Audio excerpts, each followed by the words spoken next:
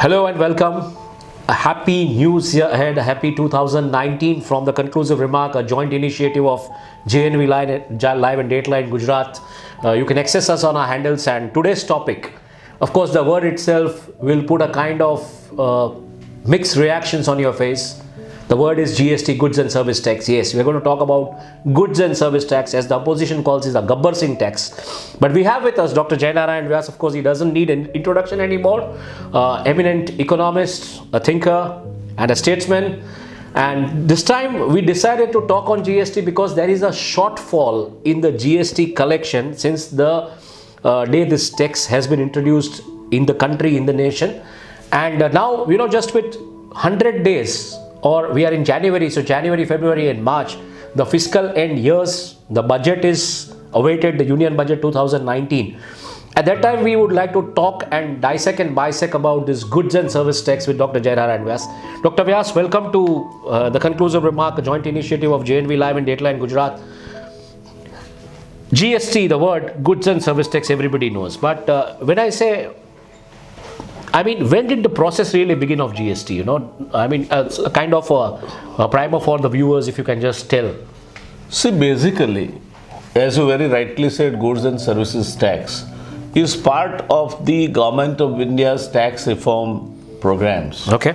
And like in other countries, they thought of having a common tax which will replace the current consumption tax, that is the sales tax and the service tax. Yes. So this process began long back. It was almost you can say that it has consumed a decade, by now. Yeah.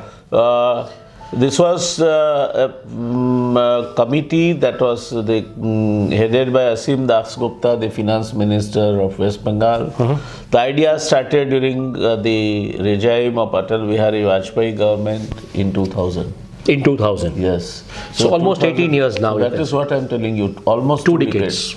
And then various churnings, then some opposition, some bickerings, some political kind of considerations, this and that. It took so long a time, but ultimately good that it materialized. It materialized. It materialized during the regime of the present Narendra Modi government. I very rightly remember, most of the corporates telling that we are waiting for the implementation of GST, and if this government does it, yes, it would be one of the fantastic initiatives, one of the good tax reforms as far as the whole nation is concerned. Yes. As far as the organized economy or the formal economy is concerned. Yes. What are the main reasons, that the GST, what are the main reasons behind which the implementation or the idea of implementation of GST was there? As you said, avoiding double taxation is one area.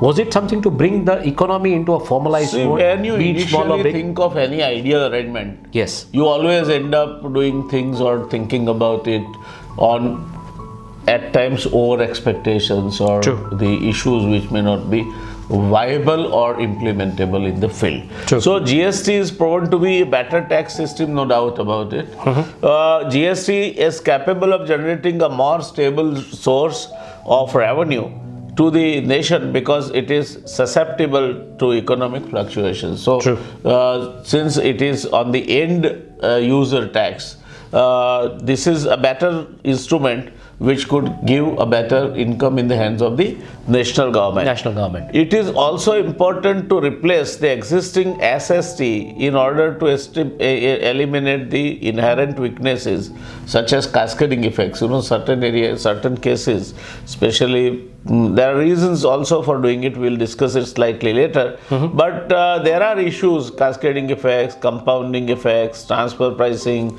value shifting. No complete relief of goods exported, discourage vertical integration, administrative and bureaucratic red tape.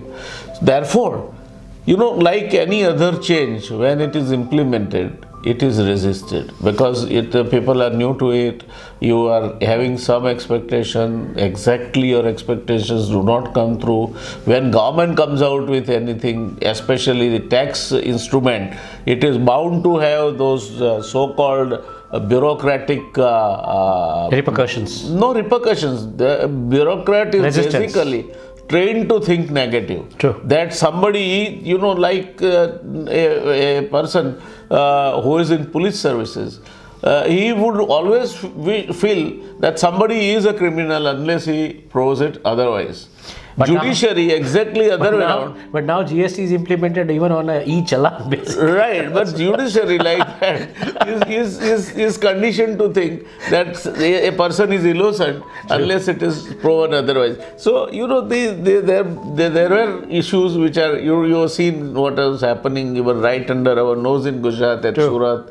So, there are issues, obviously any change is resisted upon, and such a big change when a government is implementing, I am not surprised by the kind of some repercussions or resistance, and also some bunglings at the bureaucratic level. True. So I think it's okay. Now it is getting some Stabilized, wind. streamlined kind of a yes, thing. I think it is now getting some stable. The biggest thing is, there has always been a news since the GST has been implemented that there is a council. Yes. A GST council. Yes. Could you just explain the role of this GST council? What does it really do? Who are the people?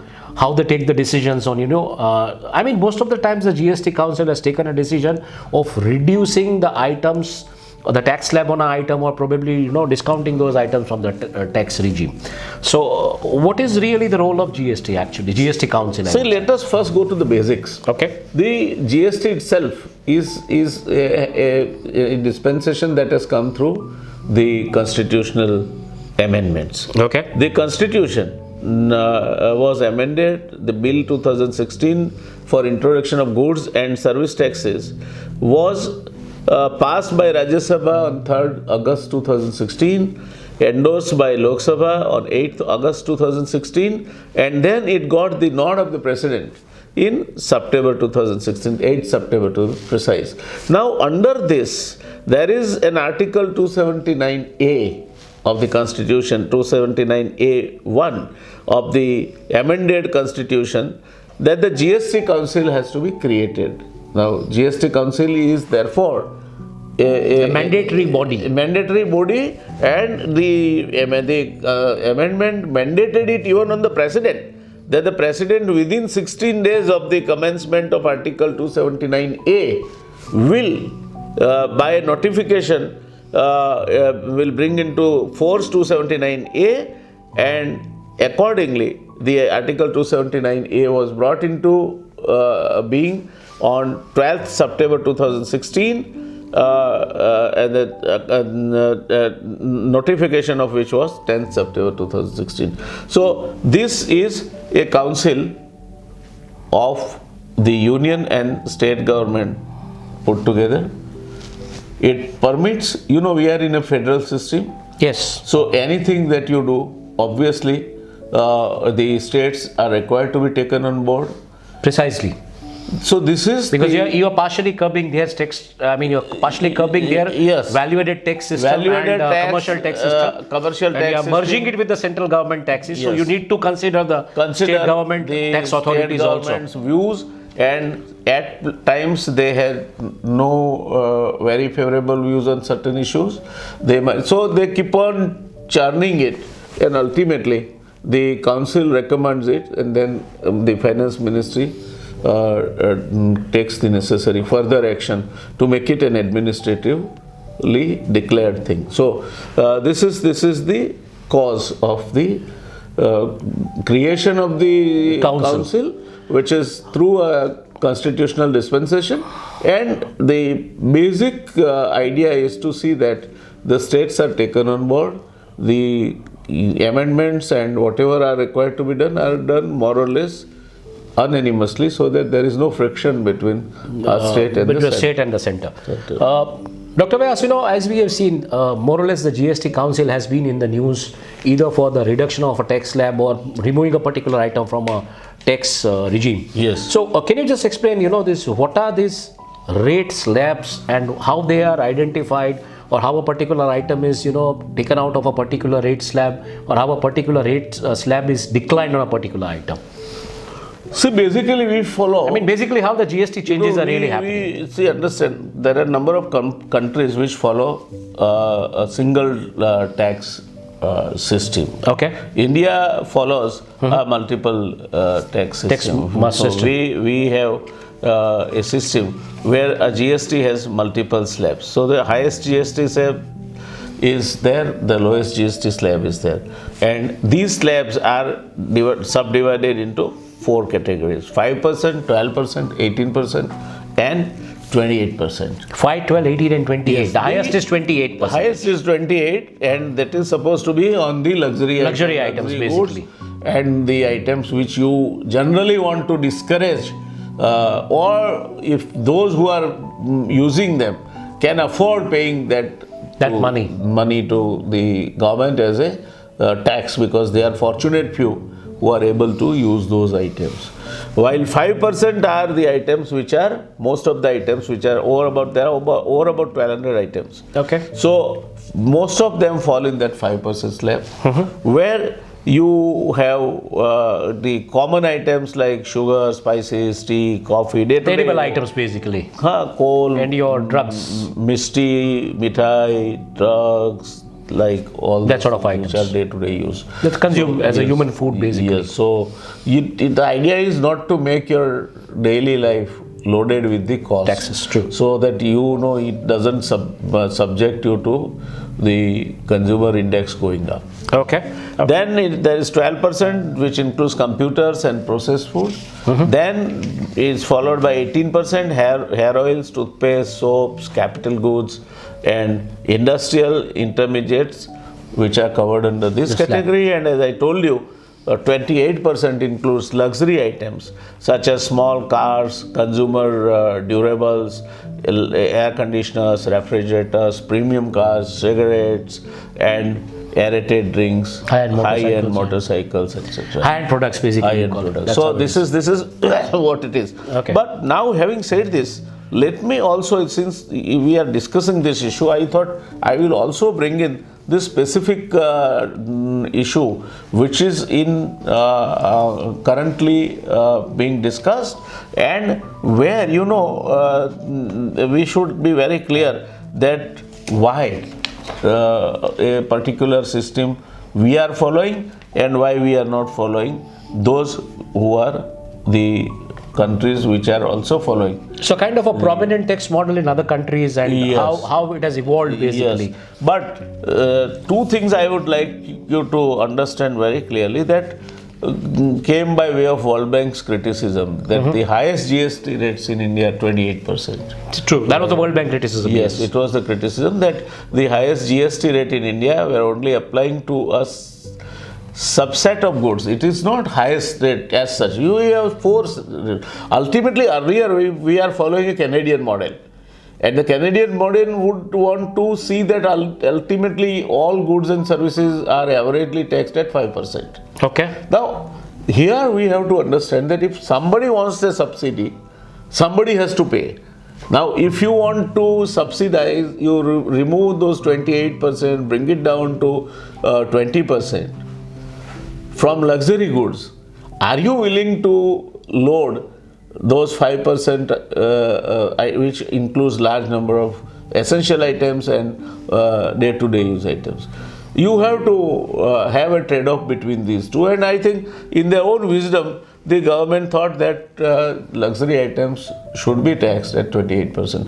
So I think first of all, the statement made by the World Bank or the criticism made by the World Bank doesn't have the full sanction of the facts. Okay. Similarly, the Indian GST system, they again wanted that how we assess the number of different GST models. Okay.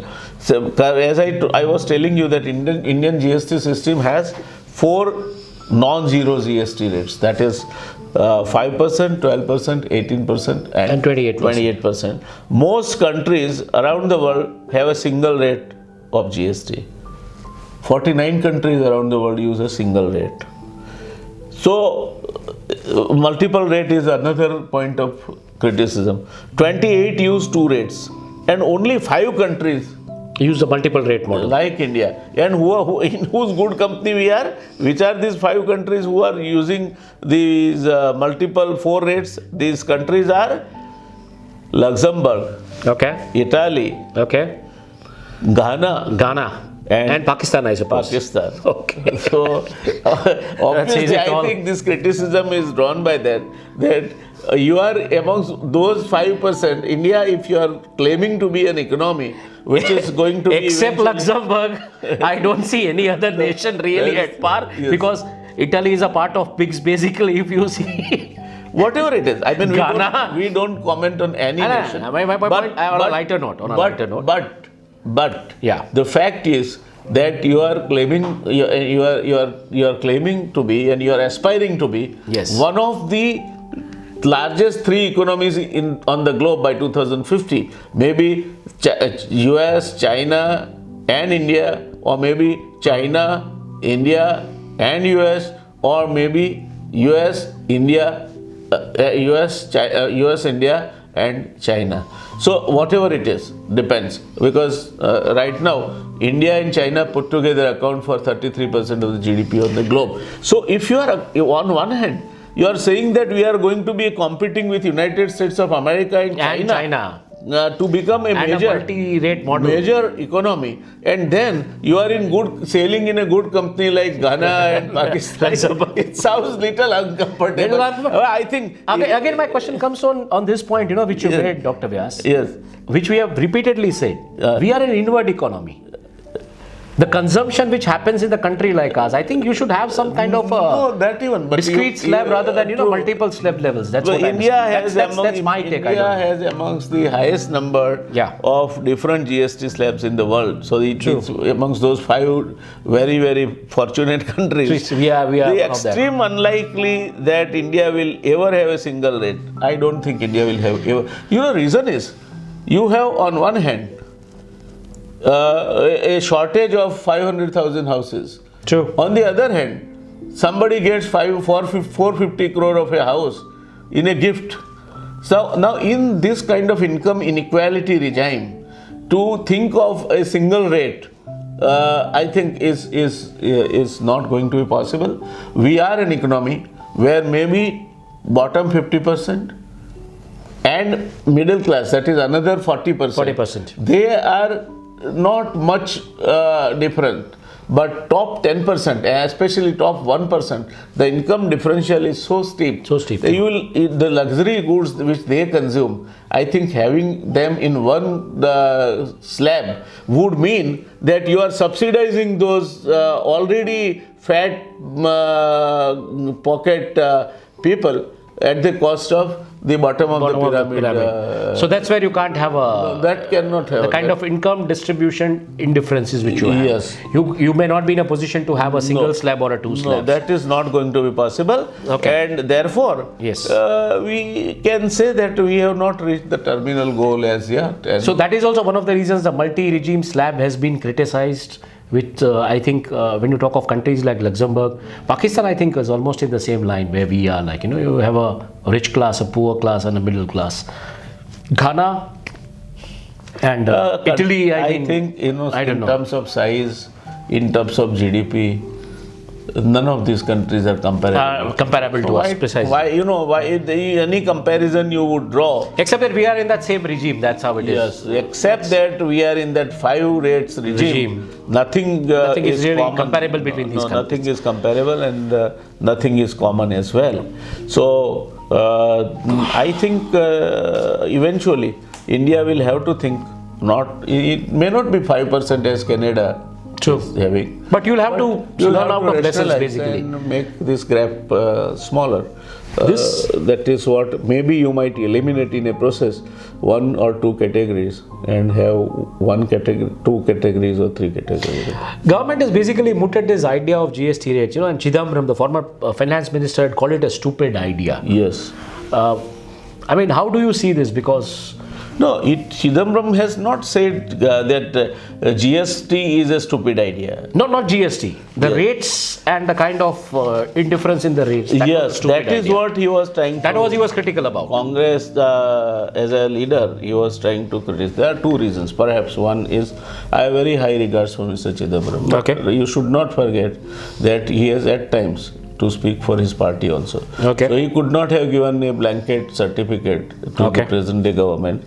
And therefore he tried to pick hole in the whole system. And he said the GST Council and all these things, the idea of standard GST rate between 12% and 18%, which the government was talking about, according to Chidambaram, is a nonsense. Okay. Now, there is a logic. You know, anything which you want to argue out, you also have a, like I was trying to make it out, that if somebody wants a facility, somebody has to pay.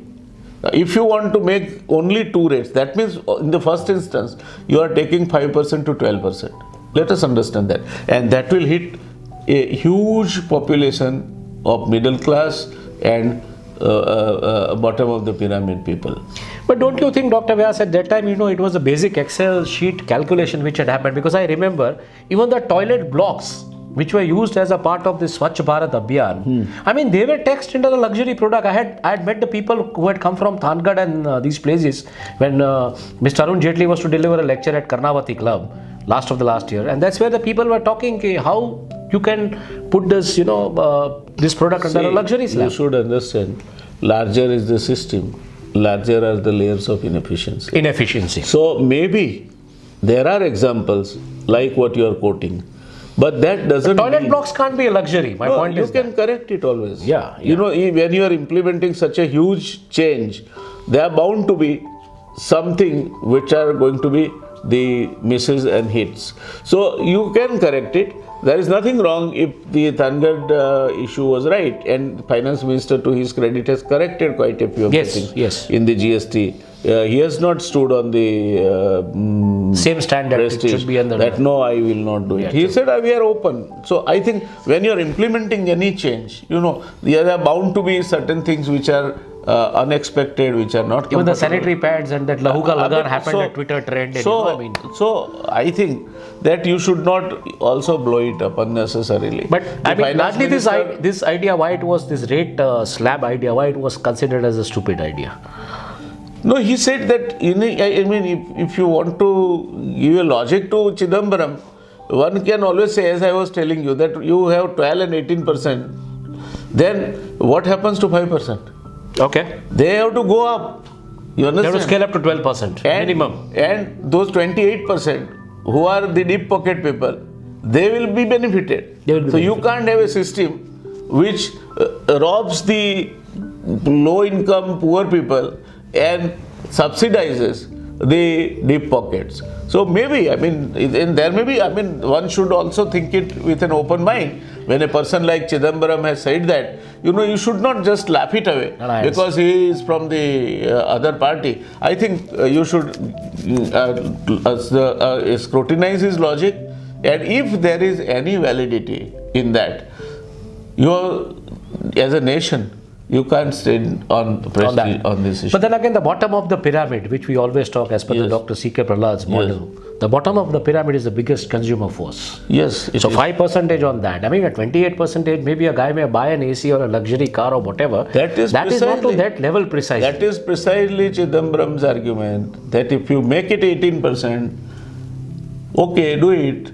But then what will happen to that 80% of the people who are enjoying 5%? Okay. They will be lifted up. So those who are having limited income, those who are having a small kitty to fend for themselves, they will be burdened.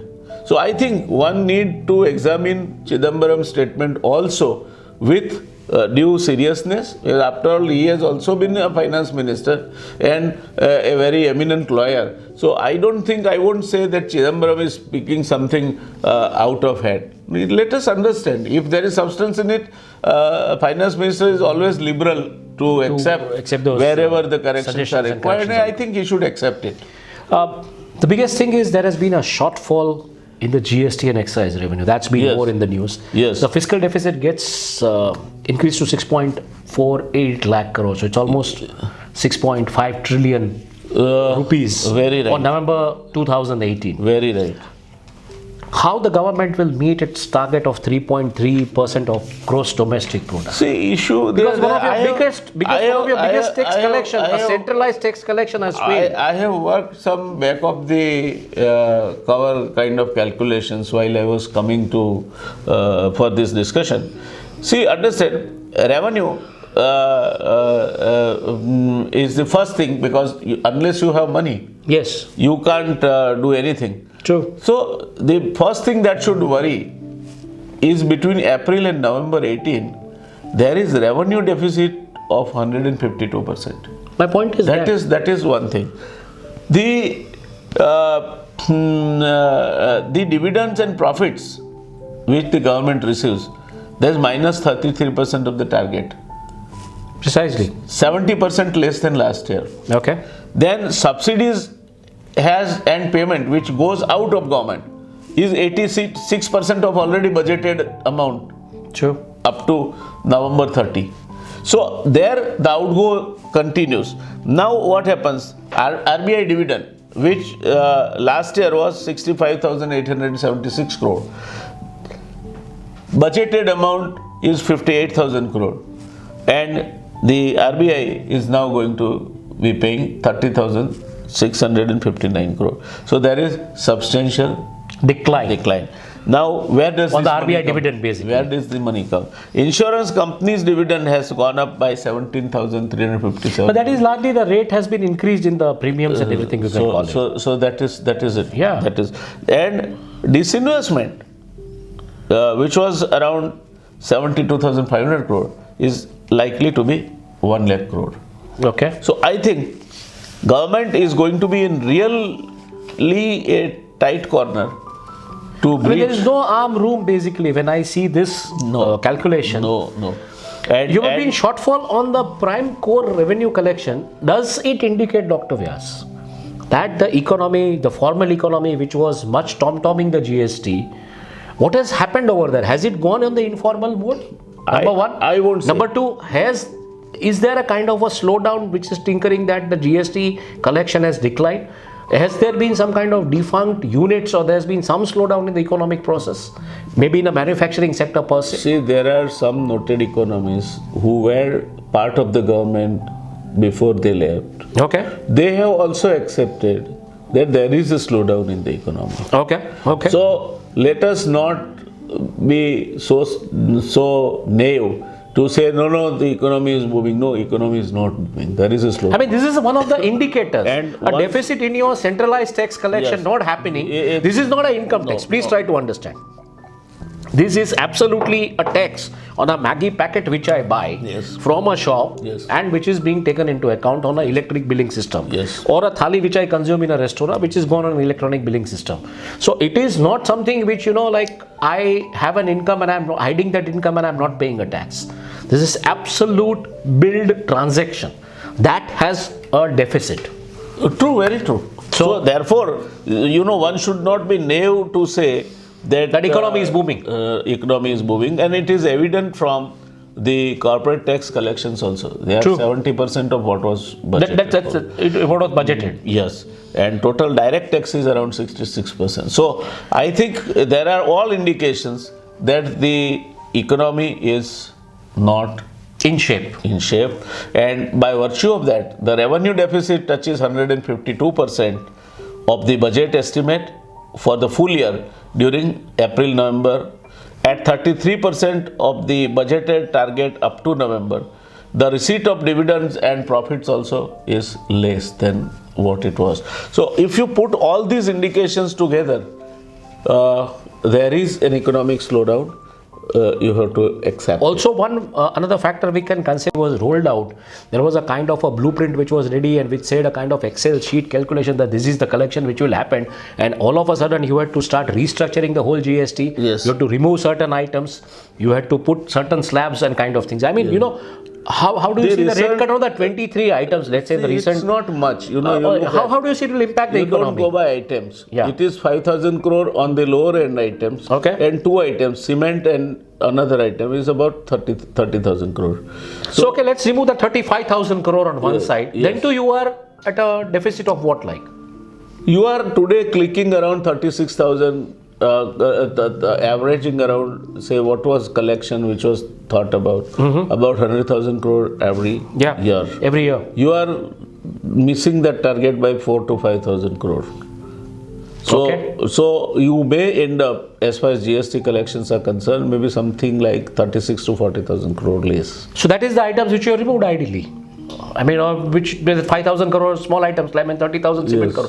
So that's where that calculation went. That will be additional. That will be additional. Yes. So that will be 70,000 crore in that case. It should be. It should be, right? It should be. Okay. Now, unless you tighten the nose and pounce upon those 18% and 28% wallahs, which is likely to happen in the last quarter of the year. Okay. So you can expect raids, GST raids on the business houses, on the manufacturing, on those who setups. are dealing with 18% and 28%. Precisely. Yes. The last question to just round up this whole discussion of GST.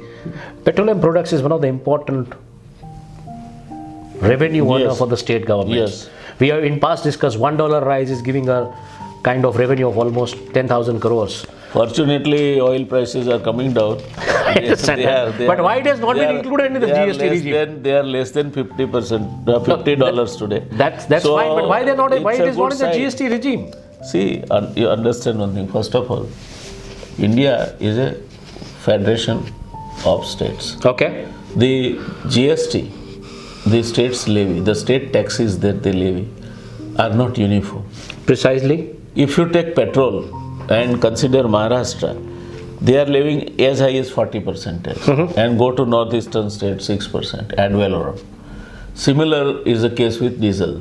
Now, therefore, the interest tax are so widely dispersed that those states which are levying such a huge tax and who are deriving huge income out of the GST, out of the state taxes, where they will get this? What is the substitute for that? You all of a sudden make uniform GST on the petroleum products. So I think rightly so, and it will continue to haunt us for a long time. That so far so the states individually follow the state's taxes to tax diesel, petrol. Which is one of the largest chunk of your consumption. My point is that is largest. That needs to be centralized actually. No, this is largest chunk of income for them as well. You don't forget it. So I don't want to give a big money out of my pocket. With a perchuran or chiller, it is fine. I mean, that's happy. But then, like you removed octroi, you have compensated the municipalities. Okay, you want to bring this in a fold. I think someday the council will have to work out commonly accepted formula. I understand. I would say nothing is impossible. True. And eventually this will happen. When, I don't know. So the conclusive remark as to how do you rate the GST basically in a present day scenario? How do you see that? Do you see the petroleum products coming under the GST regime in coming days? And how do you see this gap in tax collection in GST being addressed by the government in coming days? Because now let us understand, there are just 100 days to end this quarter. I mean 90 days, we are in January. Yes. The quarter ends, the year ends, the government will go on a kind of poll campaigning mode. It has already gone.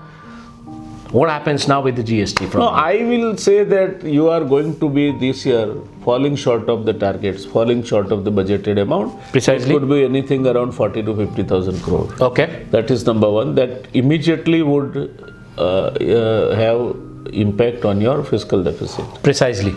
Then, as far as the rates are concerned, whatever criticism World Bank might have for us, 28%, I think in a system or in India where there is a huge and very steep income differential, you will have also rates which are which are on the luxury items of this order, True. and large number of items which are for normal consumption at 5%. So I think we need not worry about World Bank's criticism. Try to rationalize to the extent possible, nothing wrong about it. But just to stick that I will do this 12 and 18%, I think it will be a very stupid thing to do. Chidambaram's remarks should be taken seriously and examined, and the country needs to know that what is the substance in it as far as factual details are concerned. As far as petroleum products are concerned, I think it will take years to understand. For it will continue to be an agenda for the unless and until one particular party rules the entire country, then probably they would think. No, then even it will not happen. Okay. Then even it will not happen. So that hope is not there long term. No. You have to, it is not, understand their problem also. They are the states which are affluent states. They need more money for development expenses. So you will have to work on a formula which keeps everybody on board. But I mean, I would like to edit in this manner, that this is a Charlie Chaplin style statement. Comedy is a tragedy in long shot, so let us understand. This could turn out to be a tragedy. No, it won't turn out to be a tragedy. Let's hope. I'm sure. You're sure. It won't turn out to be a tragedy, because ultimately, it is in the interest of the central government that the states are brought into this net. Precisely. Second thing, why are we blaming center? Because the money that center earns out of these taxes, almost half of that goes to the states by way of redistribution. True. So it is not central government who is beneficiary. The state governments are also equally beneficiary of that. Last but not least, remark the implementation in terms of the kind of issues we see in e-way bills, the kind of issues we have seen in terms of infrastructure connectivity, in terms of electricity, computers, a kind of education or awareness drive which you need for a small trader to use the computerized, and the kind of returns which one needs to file. How do you see this? Do you see that this needs to be simplified? See, even if you are doing better, yes, there is always a scope for doing better than the best. Okay. So I think the administration in particular and governments of the day in general should keep an open mind.